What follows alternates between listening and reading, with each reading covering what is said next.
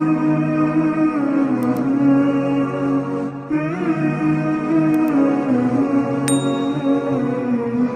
علیہ السلام جب تشریف لائے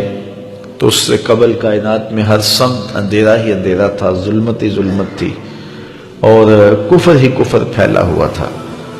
لیکن میرے حضور کے چہرے کے انوار سے اتنی روشنی نکلی کہ ہر سمت اجالے ہی اجالے ہو گئے۔ شیخ سعدی کی ربائی ہے نا، بالا غل اولا بے کمالہ ہی، تو اس میں دوسرا مصرع ہے کشفت دجا بے جمالہ ہی، تو اس کا مطلب یہ ہے کہ حضور کے چہرے کی چمک سے ساری ظلمتیں مٹ گئی۔ آفتاب زندگی کی ایک شعاع اولی، نور سے تیرے فلک روشن درخشاں ہے زمین، تیری ہستی روشنی کا ایک حسین مینار ہے، ہر کرن جس کی نشان منزل دنیا و دین، تیری نظروں نے تراشے ظلمتوں سے آفتاب، پاؤں تیرے چوم کر ذرے بنے ماہ مبین،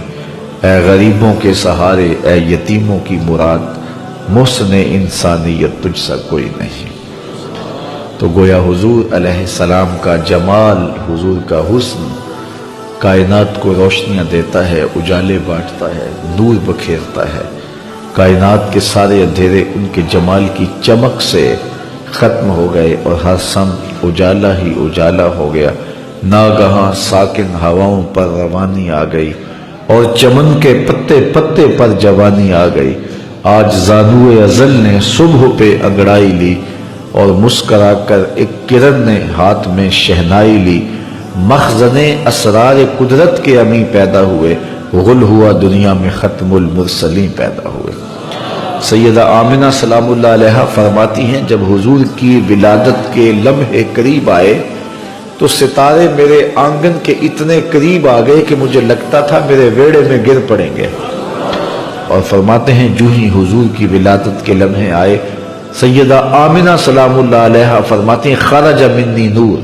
ادا لہو قصور الشام، میرے بطن سے ایسا نور نکلا، اس کی روشنی اور اس کی چمک اتنی تھی، میں یہاں بیٹھی مکے میں تھی، شام اور بصرہ کے محلات مجھ کو نظر آنے لگے۔ یہ سیدہ آمنہ کا قول ہے سلام اللہ علیہا کا، اس کا کوئی بھی انکار نہیں کرتا، تمام مکاتب فکر کے لوگ اس کو مانتے ہیں، تسلیم کرتے ہیں۔ اور پھر اجالے ہی اجالے پھیل گئے، نور ہی نور پھیل گیا۔ سیدہ عائشہ رضی اللہ تعالیٰ عنہ اس چمک کی کہانی سناتے ہوئے فرماتی ہیں کہ میں ہاتھ میں سوئی لیے کچھ سی رہی تھی کہ میرے ہاتھ سے سوئی گر گئی،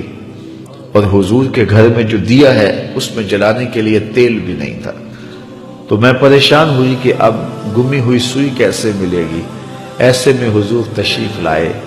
تو میں نے عرض کیا تو حضور مسکرا پڑے، جس کی تسکین سے روتے ہوئے ہنس پڑے، اس تبسم کی عادت پہ لاکھوں سلام۔ تو کہا حضور مسکرا پڑے۔ اب اگلے لفظ سیدہ کے سنیے، فرماتے ہیں فَتُبُيِّنَتِ الْعِبْرَةُ بِشُعَاعِ نُورِ وَجْهِهِ، ایسی روشنی آئی کہ میں نے گمی ہوئی سوئی کو تلاش کر لیا۔ حضرت قاری ثناء اللہ پانی پتی علیہ الرحمہ نے تفسیر مظہری کے اندر لکھا ہے کہ باقاعدہ عورتیں حلیمہ سعدیہ کے گھر آئیں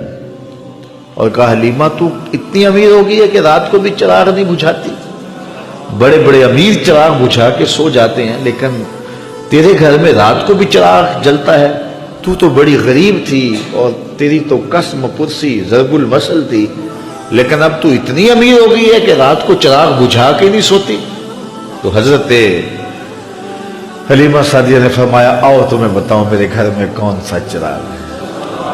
تو باقاعدہ ان عورتوں کو اپنے گھر لے کے گئیں۔ حضور علیہ السلام پالنے میں تھے، پنگھوڑے میں تھے، تو حضور کی طرف اشارہ کر کے حضرت حلیمہ سعدیہ نے کہا ما کننا نحتاج الی السراج من یوم اخذناہ، جب سے یہ پیارا ہمارے گھر میں آیا ہم نے تو سارے دیے توڑ دیے ہیں، دیے کی ضرورت نہ مشعل کی حاجت، عجب روشنی تو نے پائی حلیمہ، بڑی تو نے توقیر پائی حلیمہ، بنی تو محمد کی دائی حلیمہ۔ کہتے ہیں حضرت حلیمہ سعدیہ کو دوسرے کمرے میں روشنی کی ضرورت ہوتی، حضور کو اٹھا کے وہاں لے جاتی، اور پھر انہیں جب بھوک تنگ کرتی حضور کے چہرے کو دیکھ لیتی، بھوک بھی مٹ جاتی، پیاس بھی مٹ جاتی، اندھیروں میں چراغاں بھی ہوتا، وہ سارا دن تو صحراؤں میں گھوم لیتی تھی، اسے جب بھوک لگتی تھی لبوں کو چوم لیتی تھی.